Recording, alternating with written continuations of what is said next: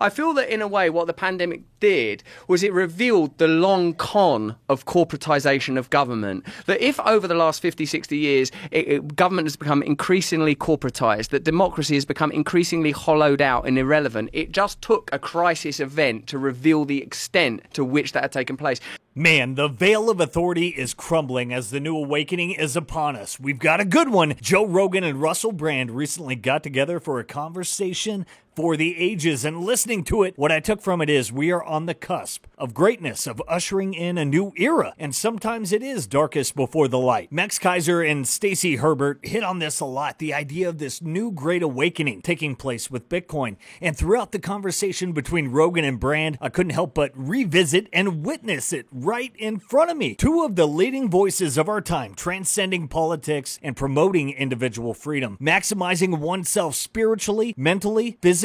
It's incredible. And on top of that, some key themes popped up when listening. Questioning authority and narratives, exposing corruption, the idiocy and corruption of politics and the financial system, the insanity of the incentive structure, and how sovereign individuals are what will create a better, brighter future. Not top-down, centralized authorities seeking to enslave people. But man, we got a lot to go through. Let's dive into this epic conversation. The way you're saying is very interesting, because I think the apocalypse is here on Earth.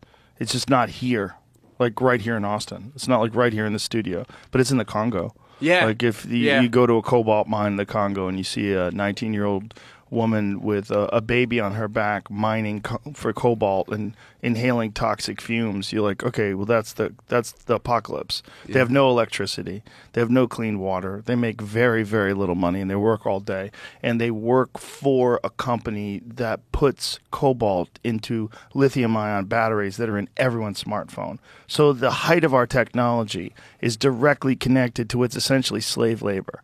And that's the apocalypse. I mean, that might as well be the apocalypse. That might as well be... That's ultimately a facilitator of ongoing commerce and communication at a level that's not sustainable. And I feel like, that when we talk about what are the ideologies that drive us, the ideology of progress, this is why I have sometimes am skeptical, not about technology, the mastery and the geniuses that work in that field, but how technology and science as a subset of our economic ideology can create exactly the conditions that you're describing and that journalist has exposed. That if your ideology permits that, then what kind of ideology is that? What kind of unconsciousness are we living in? It's not an awakened culture, and all of the discourse around how we treat one another as individuals and progressivism culturally in domestic territories, hey, people should be allowed to do this and that, it's nonsense. Right. If that is permitted, not only permitted, required, it's a requirement. You cannot have that economic model without that price being paid.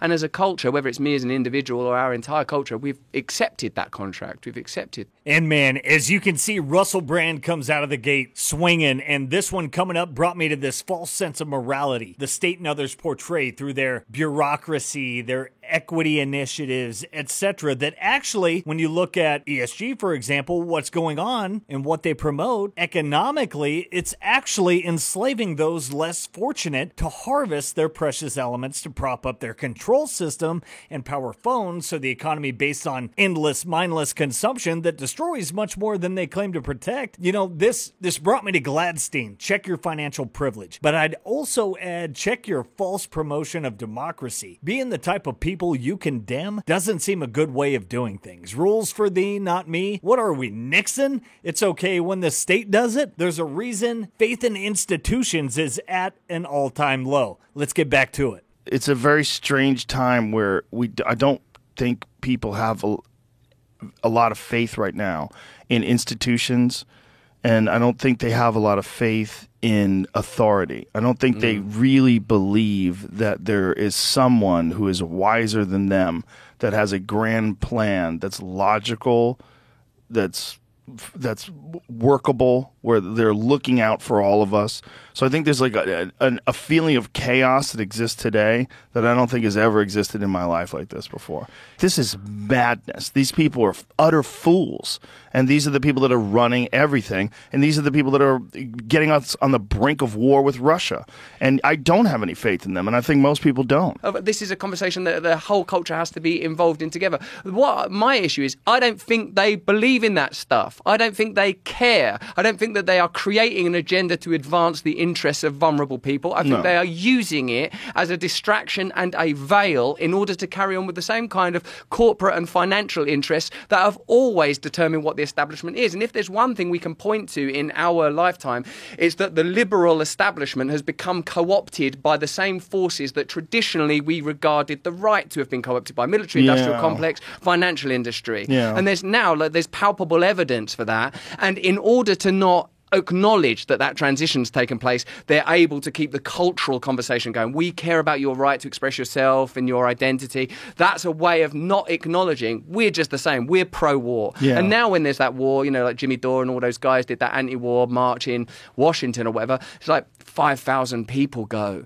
Now, I don't know if that's because of the last few years and what the pandemic's done to people accumulating and gathering crowds, or whether people have lost the belief and faith that people can have any impact on politics anymore. There's just now this immersive sense of apathy, this, as you say, loss of trust in institutions and authority. Man, and to see these two goats get into a social credit system coming up and where all this is headed, what the control system is meant to do, and they're hitting on all these themes again that are leading me to believe that they are down the rabbit hole possibly, or in that early stage, or they've been there for a long time and are incepting these ideas into the public and trying to make them mainstream. But turns out it was true. And it's one of many things. He was the first one to warn me about a social credit score system. He's like, they're going to try to implement a social credit score system, and your money is going to be tied. They'll have centralized digital currency, and your money will be tied to your social credit score system, and you step out of line, you won't be able to buy things. You won't be able to travel. You won't be able to do anything. They're going to try to keep you within a 15-minute radius of your home, and they're starting to do that in places. All of it's real. And in China, the social credit score system is 100% real and implemented. How can you expect to maintain the authority? How can you expect to sit behind those logos of CNN and MSNBC and claim that kind of piety and certainty? And the way that they were like outraged by it was astonishing, like a kind of a how dare you? How dare you have this credibility? How dare people listen to you? And I think that it's precisely because of a willingness to listen one day to a left-wing person, a right-wing person, some people with some crazy theories, some people talking about Egypt, some people talking about MMA. That's how people are now. People don't want that kind of centralized authority. It's over because of the way that technology has afforded people access to a variety of news sources, and a counter-narrative for any story can emerge almost at the same speed as the narrative. So now the price of authority is legitimacy. Authority has to be legit. They're a propaganda network. I mean, that's really all they are. They're just a propaganda network. And I used to think they were the news. And I think at one point in time they were the news. Yeah, that's a pretty extreme ideology to underwrite a system, and it's the kind of ideology that in the end is going to lose credibility, because when you do replace it for something like peanut butter, it jars with us. We recognize, oh yeah, we are just permitting that. Another thing that was extraordinary is the sudden authority that we were willing to grant to these corporations that had been like the baddies up until 20 minutes before. And I was just astonished that authoritarianism could suddenly be repackaged in this manner, that authoritarianism could tell you that war is a good thing, that authoritarianism can tell you that big pharma is a good thing, that being locked in your home is a good thing, and it was all the pieces of evidence sort of fell away from it. Every single bit of masks aren't working, all of it just started to fall apart, and somehow they're expecting the eligibility of their authority to have maintained in spite of everything, the edifice cracking open, which is something that they're lobbying for currently, I understand. Yes. Less and less democracy, more and more ability for unelected globalist, I would have to say globalist organizations to assert political influence over nations. And that's what we saw here. And like, when you know that the WHO's second biggest funder is the Bill and Melinda Gates Foundation, and he invests so heavily into these facts, again, like stuff that gets called conspiracy theory, but you can look at the evidence is there. The Bill and Melinda, really wild that it's that transparent, that it's not like multiple steps and shell corporations and it's really difficult to find out where the money's going.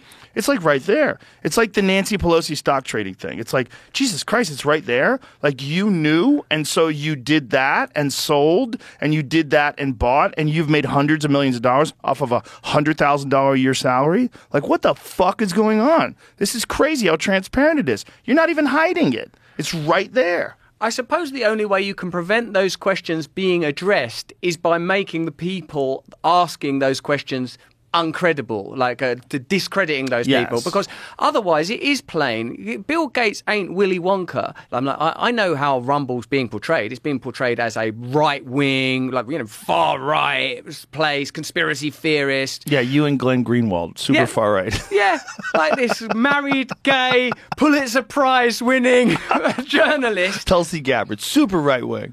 Yeah, it's nuts. It's nuts what people call it. It's just anything alternative to the censorship model they'll talk of as right wing. Like one of the people that I'm working with said, maybe it's because like that conventional libertarian perspective is I don't care what you can think whatever you like. And I'm starting to wonder if there is the possibility of an emergent sort of political ideology that's sort of, in a sense, part libertarian, because it's like I just want to be left alone to live my own life, part anarchist in the literal sense of anarchy as in self-governing communities, as much democracy as possible, as much, not as little, as much ability to control your own community, as much. Because I sometimes think, Joe, and I know that like Jordan Peterson has been on here as well, talking about decentralized models on a sort of a slightly more global scale, I figure.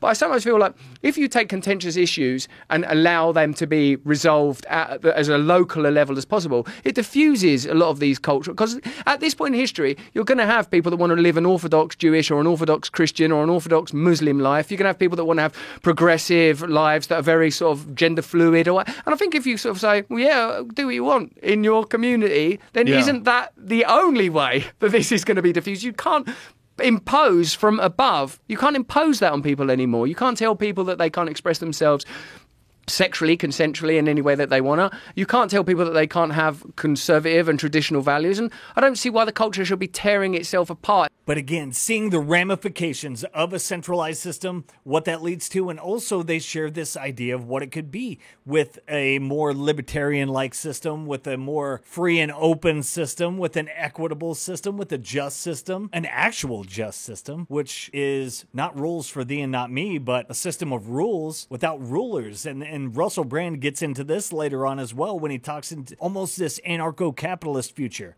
where you're allowed to live and whatever and localities and communities, like into this idea of Bitcoin citadels and what that means and how we can oppose and create our own future and system. I've never trusted the establishment. I've never trusted corporate power. I've never wanted to be told what to do. That's always how I've been. But I've always also felt compassionate and like there's an obligation and a duty for us to take care of, like sort of what I would call Sesame Street values of kindness and compassion, that those things need to be in the mix somewhere. And I suppose those are the kind of conversations I guess I'm interested in having when, because I watch Tucker Carlson, and when you see him attacking the establishment, I'm like, yeah, go for it. And then maybe he'll say something about homelessness and I think, no, not that, and I guess these are the conversations that I'll have when I'm in those spaces. And because something new's got to emerge, there's got to be, I think, Joe, like when populism first emerged, it was assumed that it would be affiliated with the union movement, that it would be a working man's or working person's movement, populism.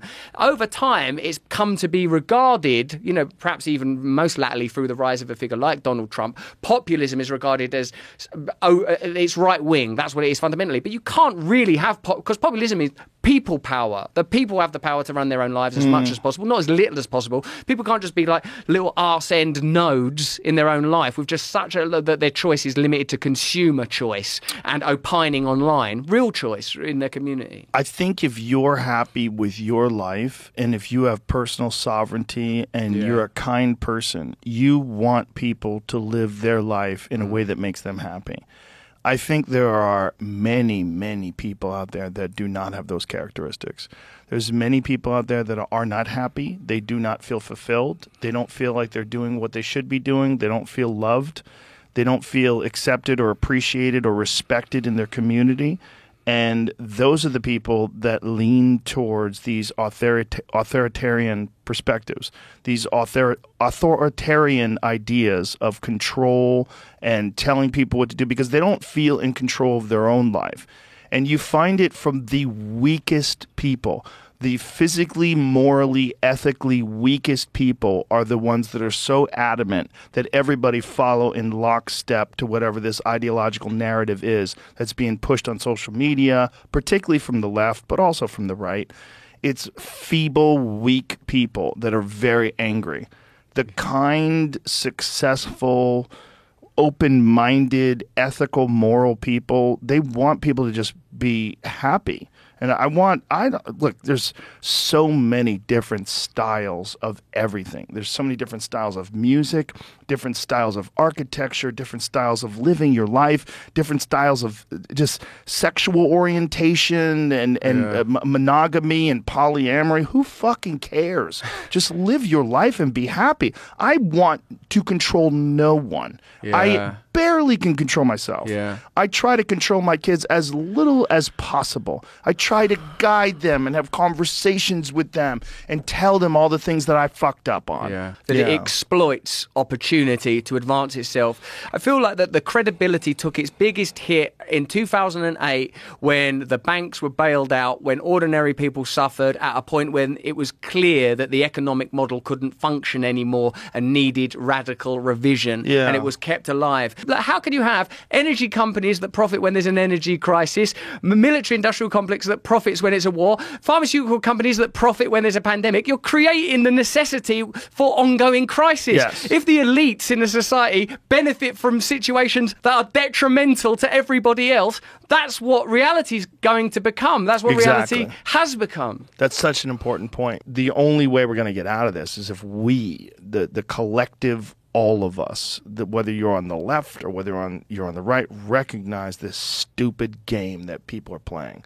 Recognize this hustle and don't get sucked into it. They'll allow you to push that false narrative and they'll celebrate you for doing it. Thank you. It is immaculate, and it's just so enlightening and uplifting to hear these principles being shared by these two individuals, and also the depth of knowledge and how many people they're reaching on a daily basis, spreading this message to. This is why this is the Great Awakening, and this is why we were put here in this timeline for a fucking reason. And there is a reason that Bitcoin is here. There's a reason that we're here. We're here to promote it. We're here to bring about this bright orange future and bring this system of control and corruption. A system that espouses equity but enslaves those on another continent while destroying statues for the same reason. This has to stop. We've got to find reason, logic, freedom, liberty. We've got to find compassion. We've got to get back to community, local, small government, and the promotion of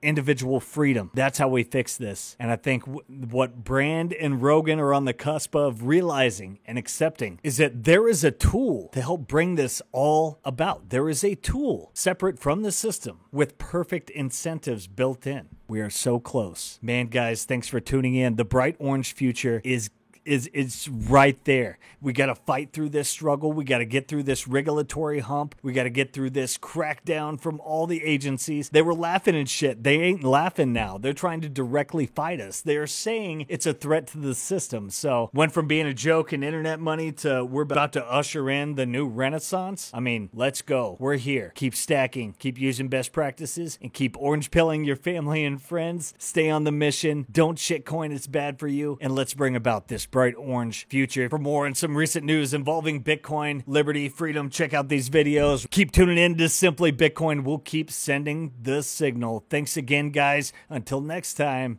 peace.